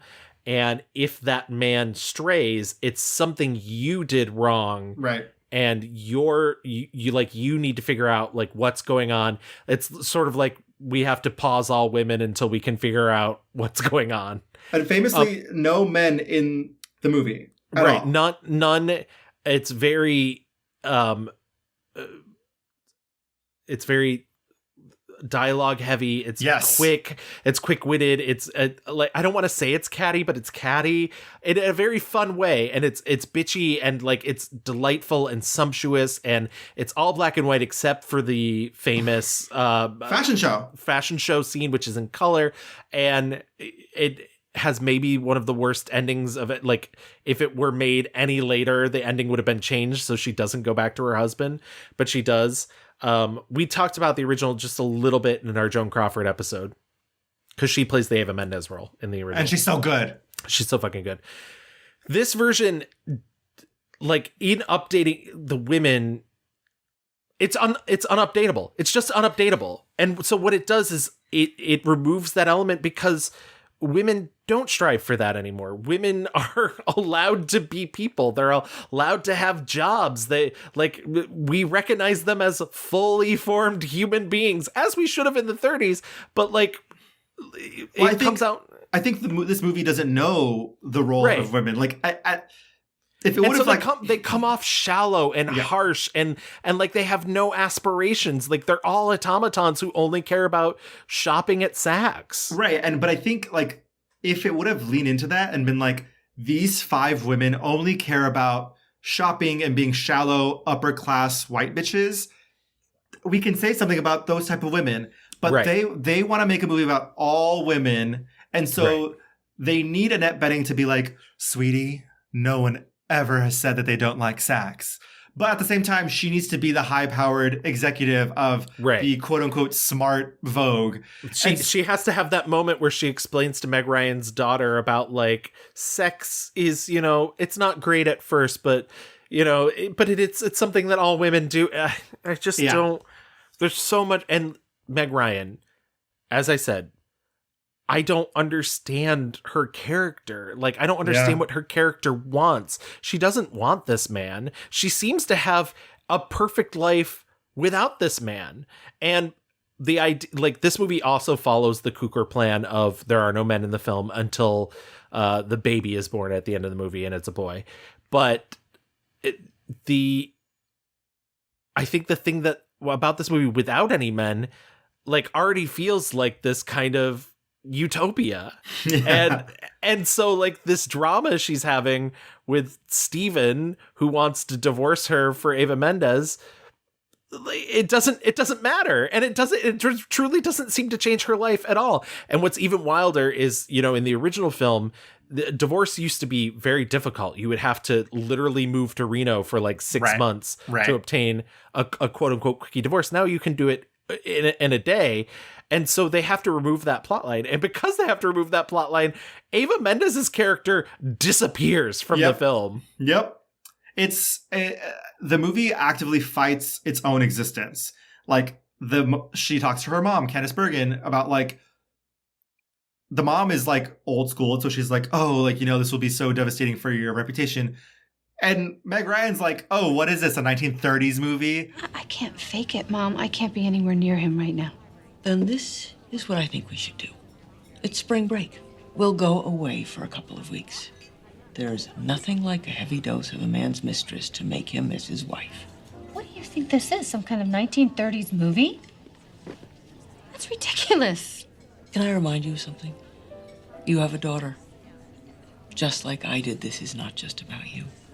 Like, ostensibly trying to make a gag about, like, haha, we're making a remake. But, like, yeah, exactly. What are we doing What are we doing here? Guys, like, you are a successful person. Like, it would make sense if, you know, this was a woman who was like, if I get divorced, I get nothing and my life will radically change. But this movie wants to have it all. This movie wants to be like, women are powerful and don't need men, but also are catty bitches who only talk about men and whose lives will like be ruined because of men. It's even Annette Bening's character who like wants to be smart and this and that is a bitch to the younger women at her office, you know, and doesn't take them seriously. I mean, Candice Bergen's character who spends almost the whole movie worried about her appearance, but also being like, ugh, I heard this person got plastic surgery. And then there's a whole extended bit about her actually having plastic surgery. It's the opposite of sharp writing. This is the anti Nora Ephron movie. This movie wants what Nora Ephron has. And just on a technical front, and I don't want to spend too much longer shitting on this film, this was not the right film to be, much like Serious Moonlight was not the right film for Cheryl Hines to launch her directing career. This was not the right film for Diane English to launch her directing career. It more often than not looks like a sitcom. Characters are often overlit in the center of the frame. Like, it's so flat, the camera never moves. It's an unpleasant watch because you're spending time with these terrible people and you have nothing to look at. Yeah, it's rough stuff. Are there other things that at the bottom of the barrel, Kevin? Oh, of course. I mean, Against the Ropes would be a very easy one. My Mom's New Boyfriend, The Deal, Serious Moonlight, IQ. I would even give it IQ. Like, I watched that movie just like grimacing the whole time, like, when will it end? Yeah. So yeah, there's a lot there. Unfortunately, mostly like towards the like latter end of her career. But it's rough stuff. Okay, let's get the fuck out of here. Let's get into our 5-star reviews. So this is tough because it is tough. She turns in some really wonderful performances. She has some solid bangers that are beloved. And some of them are truly cultural resets. Absolutely. Blueprints. I'm coming into this very fresh. I don't have a lot of emotional baggage to a lot of these movies. I think I was most affected by her performance and the story in 1994's When a Man Loves a Woman. I thought this was coming. I mentioned before how she's not really an anchored actor. Somehow in this movie, she's able to do both things. She is steady and anchored, but because this movie asks of her to, you know, those scary things that when a loved one who's an alcoholic is being wild or crazy or is behaving, you know, in a reckless way when they're drunk.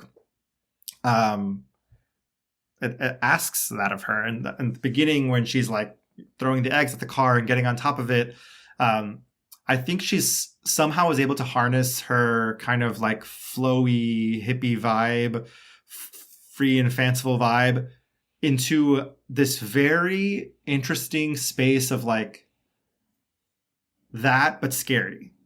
Because it's scary. Like, and this is a slow burn movie where it's like, oh, this is fun. Like this silly girl, you know, like they like having drinks and going out. And she, I think the movie does a really good job of like, she seems really fun towards the beginning. Yeah. And when the turn happens, you're like, oh no, this is a problem. Yeah. But it's also like, for a lot of people, it is just so normal, you know, and like, it is not the like over the top big things. It's like little things that happen, you know, and that are kind of amount to these bigger events and things that happen.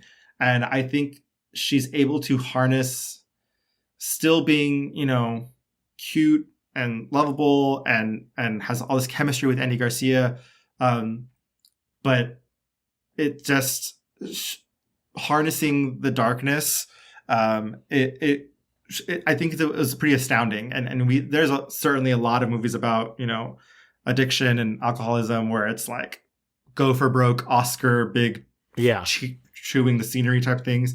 I think she really understood the assignment that this wasn't about that. This was about like the everyday normalcy of people who are good and decent, who deserve a second chance and who deserve empathy and very like unjudged. Like a big part of this movie is how Andy Garcia is very judgmental to all the other people in the program with her. Right. He's judgmental of her. And I think part of it is, you know, she is, for better or worse, no longer the woman he fell in love with. Yeah. Because she was a woman under the influence. And he sort of loved that about her. And I think the movie does a really good job of tracing her character, moving from somebody who is more spontaneous, but also has this, you know, is suffering, to somebody who is now more ordered and more like it's scheduled and like she has routine and she can take care of herself. Right. You know, and there's that scene where he finally talks at the Al-Anon meeting he goes to. It is just devastating. It is just so heartbreaking. He's so good. Like I said, the kids are so good. The scene you mentioned about her rock bottom is when she downs a bottle of aspirin and with vodka, crashes through the shower door, and her child, played by Tina Majorino, sees her, was just slapped by her. Both her and Mae Whitman are hilarious in this movie. Yeah, they're so good. The writing is sharp. The writing is sharp, but it's also tender and loving. You know, it's schmaltzy for sure, but I don't think it's manipulative, and I don't think this movie goes for any cheap shots or easy ways out. Like, I love that they have a house, or like a babysitter, I guess. Yes, who helps out. She's like a young Asian woman, and she gets to fucking say, "I'm out of here." Like, and she has her own like shit. I love that. You know, this movie's also concerned with Andy Garcia's job. Like, he can't do all this. Like, he does have to make a tough decision. Do they know how this got started? How I became an alcoholic? No. They don't know that. Nobody seems to know that. My dad's drinking didn't help. The way my mother made me feel like nothing. Or maybe it's genetic, or nobody knows. Did you think this was about you? Why would you say that? Well, I don't know. You just seem a little defensive. Why would I be defensive? Is somebody attacking me? No. Nobody's attacking you.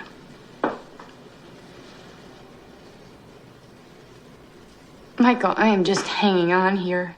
This is not some fucking fantastical world. Like, there's a lot of real life things. And obviously, like, I was thinking, man, you know,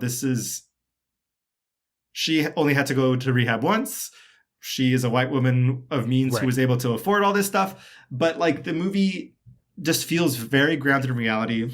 And I am glad that like they slightly touch on that perspective of the woman taking care of her at rehab is like, I like failed out of rehab twice before. And says, because she's like, tell me it's to be okay. And she's like, it's not. She's like, my marriage failed. And then and there's no resolution to that. And I love that, because it's like the inherent takeaway is like, yeah, your marriage might fail, but you'll be fine. You know, and you might come back, and that's okay. Like, you just gotta keep doing the work. Like, there is no answer. There is no like magic thing. It's, you know, these two people are trying to give each other as much grace as possible. But it's just like such a hard, horrible thing, you know? Yeah. And I think this movie to me feels the most romantic. It feels like, because their connection is like really palpable, but also just like they are going through it. It's not like some kind of antics thing that's going, their love is persevering through like real hardship. And it's really tough when you come from a family that has addiction in it. It's not easy. And I like that I feel bad because I feel like in saying that I'm like taking something away from Meg Ryan's character, and I'm not, but I like that the film touches on those other elements too. That it's that it's not just, because like you said, if it was like an Oscar Beatty thing, it would just be her. It would be the 28 Days Later with or just 28 Days. Sorry, 28 Days Later is the zombie Different movie. Yeah. 28 Days. The like Mila Kunis. No, that's Sandy. Yeah, Sandra Bullock and yeah. Viggo Mortensen. Yeah, and like, that's right. You'd be that version, but it's not. This movie is thorny and has issues and like. But it doesn't like, it tells you like she doesn't have a great relationship with her mom, but we don't linger on it too much. Like it's not like these are things that she's as a character has tried to move past, but like there's a lot of information that you get from this movie just by sitting with it and being with it. And it's really a smart movie, a sensitive movie. I fucking cried and cried. Yeah. I'm shocked I didn't. I remember crying when I was a kid. I remember, yeah. Well, that ending's great. I mean, it's a very Hollywoody ending, but it's great. No, yeah, it's so great. The parallel to the beginning, it's just... Yeah. So, the scenes where Andy Garcia has to say bye to the girls. Oh, shut up. My God. Why would you bring that up? God. What's your 5-star? I think that's a great choice. I thought you were heading there, and that's why I was like nervous that I was kind of saying some shit about it earlier. But I think it's an excellent. That's the thing about a 5-star review. 5-star review can be anything if it works. Talk your shit, okay? Like, it's okay. Your heart is hardened now, Gavin, and that's just something we have to accept. Well, I guess I'm queen of the basic bitches because I really want to give it to When Harry Met Sally. I mean, I just think it's so good. Stunning. And like I said, I didn't watch it for fucking years. Years I went without watching this movie. And it's everything that everybody says it is. I mean, I guess we didn't really describe the plot earlier, but I feel like it's, people know what it is.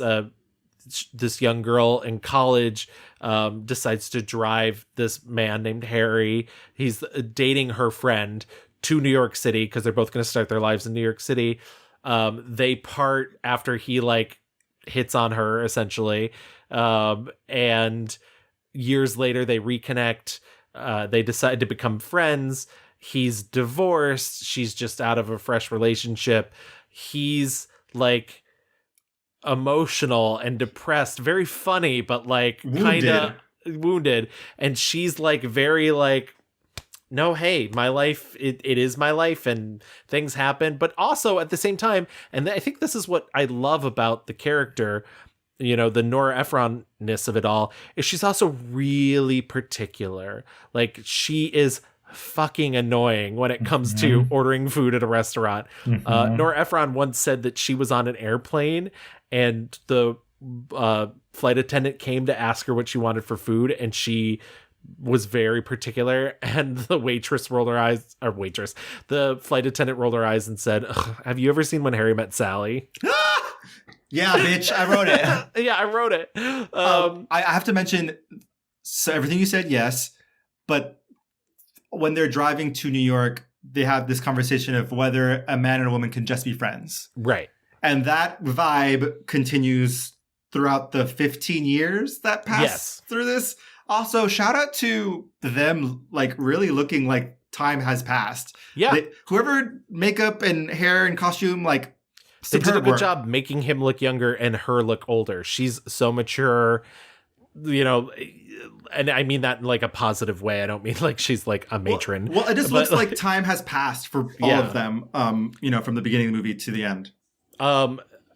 Famous, and literally it's until they sleep together, and they sleep together brought on by the fact that like, he's always like very like, essentially they run into his ex-wife with her new, is she remarried or just her engaged. fiance? Yeah.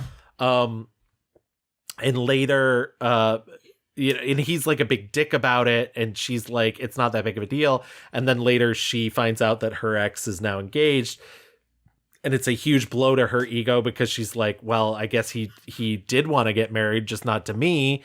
And he comes over to comfort her, and they fuck. Yeah. And it's under not the best circumstances. Like, right. It's very pity fuck vibes.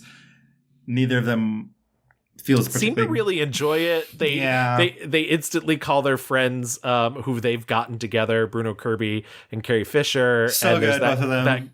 That great, like, yep. 4 box of them all on the phone together. What happened? What's the matter? Harry came over last I night. went over to Sally's last night. Because I was upset that Joe was getting married. And one thing led to another. And before I knew it, we were kissing. To make a long story short, we did it.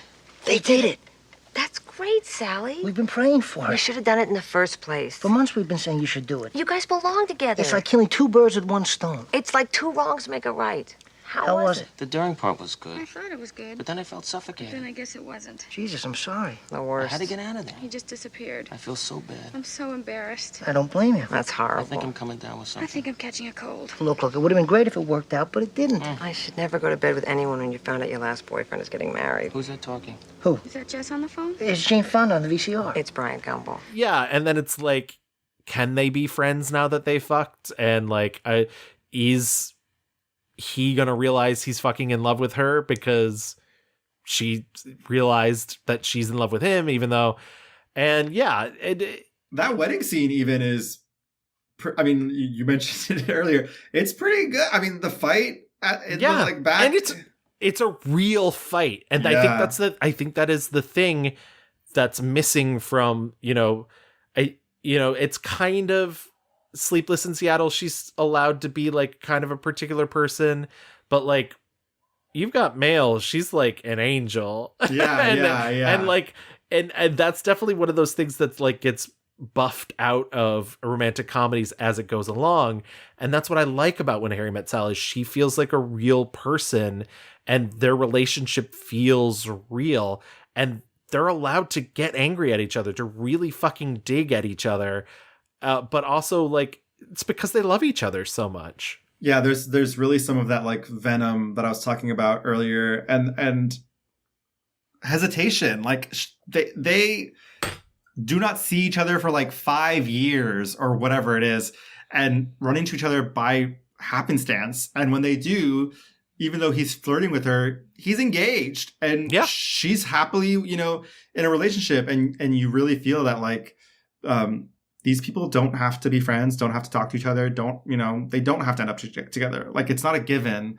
And we also haven't mentioned there's like these really great like interstitial splice couples talking to each other.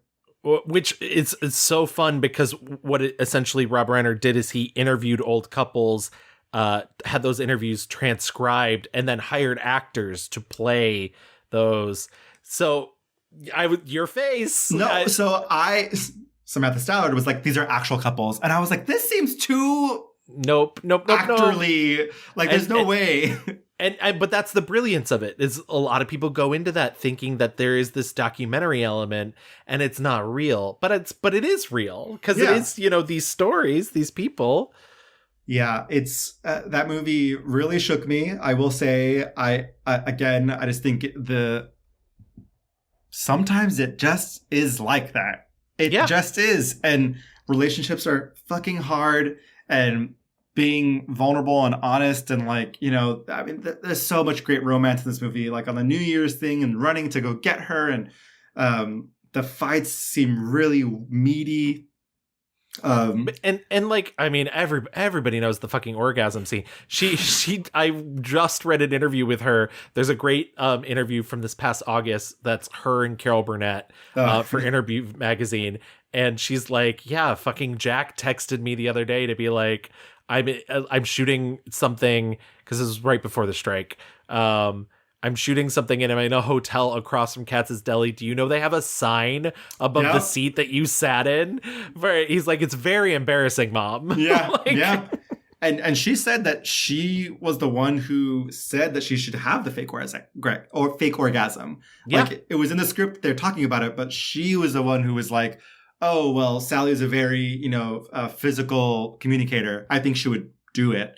So it was her idea to do it, and it's iconic. And then they did it like 60 times or whatever. I that's an exaggeration, but they did it a lot. They had to do that scene quite a bit. I guess, I think after she came up with it, I was reading that Rob Reiner like went and essentially did the scene for the people that were the like extras that were to be like, this is what you're gonna have to react to. Yeah. Which is very funny trying to imagine Rob Reiner doing that. An orgasm. Yeah. But it's a really lovely film, and just she's so good in it, and I understand why it like started that Meg Ryan rom-com domination. Well, it's also like New York's almost like a fantasy world because, again, there's no traffic. I was really scared you were going to be like, New York is like an extra character in it. I was going to be like, no, we're not doing another episode. We're done. It's a fantasy world because there's no traffic. It's very squeaky clean. Yeah. But the reality of the people is so good that it kind of just like, New York is just like a nice, beautiful frame for these two highly charged humans who are in love, perhaps. Yeah, it's so good. What else, Gavin? Can we recommend? I mean, I would watch Joe versus the Volcano anytime this week. I love it. I love Inner Space. I know it's deranged. Please just watch Inner Space. Okay. Go on. Well, I was to say, I think her other great rom-com is Kate and Leopold. I think it's fun. Yeah. I think her and Hugh have really good chemistry. In the Cut. Yes, In the Cut, always. Hello? Always. And like, even though she doesn't do the singing in Anastasia, and you know what? I'm still going to end this episode with a song for Anastasia. She's great. She's great. She's great. I love Anastasia. Okay. Let's do our mixed reviews review. My 1-star review was 1997's Addicted to Love. And my 1-star review was 2008's The Women, but also Addicted to Love is very bad. Both very bad. My 5-star review is 1994's When a Man Loves a Woman. And my 5-star review is 1989's When Harry Met Sally. ... All right, Gavin, let's get into our fast forward.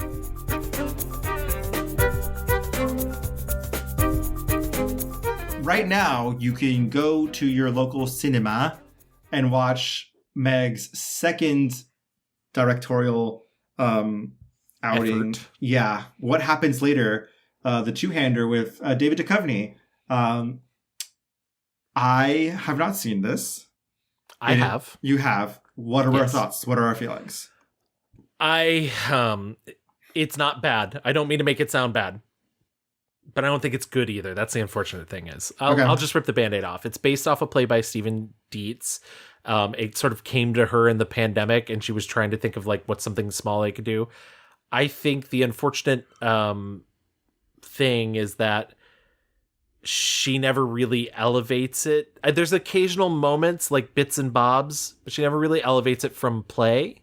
Okay. And so it never really captures that magic of like the before movies that really feel like something outside, that feels cinematic outside of just two characters talking.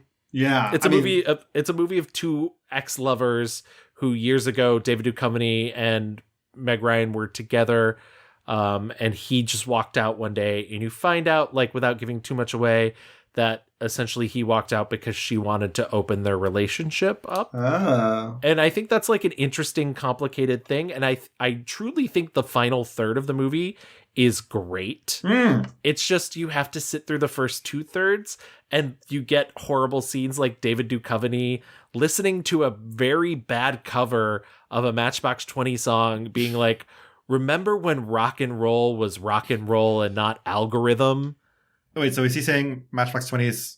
I guess? Like... I don't know where Matchbox 20 falls into that. Like, I don't think it's real rock and roll or algorithm. That's Friends soundtrack music. It feels very like old people shake fist at clouds until the third act, which is very surprising to me. And like, it's got a couple like magical realism. They're both they're trapped in the same airport. He's Right. going to I can't remember where he's going to, but she's going to visit. You know what? Just know they're at the airport. Yeah, he's going to Boston. She's going to Austin. It rhymes. They both have the same. She's Willa. He's Bill. They have the same last name, and for some reason the loudspeaker occasionally reacts to them.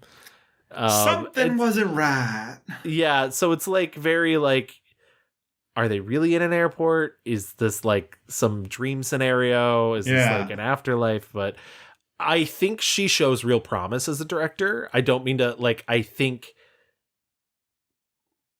and she has said now, the next thing she directs, she doesn't want to be in. And I'd be very interested in that, because I think it would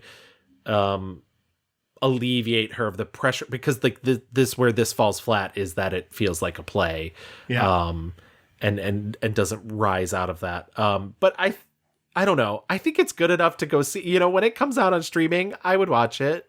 This definitely feels like a good airplane movie. Yeah. Or just like put it on Prime and let it rip. It's very easy breezy. I wish. I don't have any ill will against David Duchovny. I wish they had a little more chemistry together. And part of that is he's so flat. Like he's like really deadpan about everything. Yeah. That I think you really have to calibrate the like your performance, and she's not Meg Ryan. Yeah. You know, like I read that in her everyday life, she has a hip problem now and she walks with a limp. And I didn't even know that. And that in the movie, there's a throwaway line that like, she's like, my hip doesn't keep me from dancing. Like she also walks with a limp in the movie. But that it's... I did notice that, but I assumed it was a character thing. She's also like in combat boots the entire movie. And then one of the interviews I was reading, they were like, oh, and she's dressed in combat boots. And I was like, oh, that just must be what she wears now. But maybe that's what's comfortable to her, you know? Yeah. I don't know what I just read that. Yeah, she had a hip injury, and now she kind of like walks with a little bit of a limp. But you know, like we mentioned, she is 61 years old. And from what it sounds like, you know, she was trying to make this movie for almost 5 years now. It took a long while to get to. Super small budget. I think it was like 2 to 6 million somewhere in there. Yeah, I think it was 3, and she had to call in a lot of favors. 3 million. Yeah. Had to call in a lot of favors. But I kind of like that energy. I like that vibe. She, you know, she said she took all this time off because that's what she wanted. She wanted to like figure herself out outside of Hollywood. She wanted to raise her kids. She wanted to, you know, just be free. And you know, I love that now she can do all of this on her own terms. She is no longer, you know, America's sweetheart. She doesn't have to like live up to any of that shit anymore. Yeah, and that's what makes me the most happy is that it sucks that she had to stay away for so long, but she stayed away long enough to like kill the reputation. Yeah. And it's funny. I love in her interviews, she talks about how, you know, she's like, yeah, you know, everyone talked about how charming I was and I had to be in these movies. And she's like, and sometimes I think people just have it. And she's really gracious and says, you know, people like Emma Stone and Jennifer Lawrence, they just have it within them. And, you know, I think she just gives off such good vibes in her interviews. She really is one of those modern Hollywood people who has been around the block and seen it all. She talks about how she certainly was around nasty executives who had bad behavior. She said, I always figured out how to get out of the room, but you know, that certainly was there. And you know, she talks about she had to move away from LA. I think for a long while she was in New York. I think they just moved back to LA to be closer to, because Jack is filming a lot there, and so they wanted to be close to him. And yeah, I feel like even if, you know, what happens later doesn't blow up and become like a huge thing, it makes me happy that she's doing what she wants to do under her own rules. And, you know, she's always going to fucking be Meg Ryan. She's always going to be one of the like great American rom-com actresses. And I think her finding comfort and being able to do that on her own terms is a really wonderful thing. And I'm excited to like, I want to see this movie and I want to see what happens later. Yeah, I was waiting for you to say it. No, yeah, I'm excited. I want her to continue directing, and I do think she has a good eye for it. And I like watching her talk about it and listening to her. You know, this movie's dedicated to Nora Ephron, and she has obviously like really great things to say about Nora Ephron.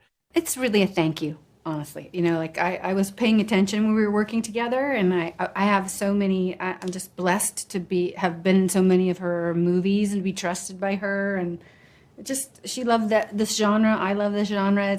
It's just a thank you. She seems happy, and like I want more for her. Because once again, it's the thing where like, isn't that the goal? Like, aren't we supposed to like do what we love? And not having to be America's Sweetheart is what she loves now. She wants to make the movies that star America's Sweetheart if she can, you know? Yeah, and I think she's like maybe, and especially now that like In the Cut has gotten like this reappraisal, and she can look back and be like, oh yeah, those like weird things I was doing are kind of actually cool, and I want to do more of that. So it'll be interesting to see, you know, what happens next for her. I certainly hope she can get another movie faster than she got this one, and you know, continue on this journey, because I think she fucking rocks, and I think she is an icon. She is the moment, and she is the mother I never had, the sister I never wanted. Yeah. But yeah, that is Meg Ryan. That is absolutely Meg Ryan. If you want to contact us to write us about Meg Ryan, I don't know. I have no segue out of this episode. If you want to have a meet cute with me and Gavin, you can always find us on Twitter at The Mixed Reviews. Or on Facebook, just type in The Mixed Reviews. You can always write us a little email by dropping us a line at reviewsmixed@gmail.com. We're also on Instagram at _mixed_reviews. And if you want to listen to our back catalog, almost 150 episodes, you can find us on any major podcast app. We're on Apple, Spotify, Google, Audible, Amazon. And if you listen to us on any major podcast app, stop by, leave us a 5-star rating, write us a little review. It increases our visibility. And, you know, we've been doing this for a while, so it'd be nice to spread the love around. Be like the Black Eyed Peas and spread the love. Wait, no, that song is called Where is the Love? Where is the Love, yeah. I guess I don't know my Black Eyed Peas that well. No. But if you want to hear Louis' renditions of Black Eyed Peas songs, join our Patreon. Yeah, that's where they all live. I upload all my karaoke rehearsals on our Patreon. Join us on Patreon. We have a good time. And also, you know, the holidays are here, right around the corner. So everyone stay safe and have a very lovely holiday season. We will see you in December for more holiday antics. And congrats, actors and writers. Yes! End of the strike. Congrats. End of the strike. Animation Guild. You're up next, girlies. Let's go! Let's go! Bye. Somewhere down this road, I know someone's waiting. Years of dreams just can't be wrong.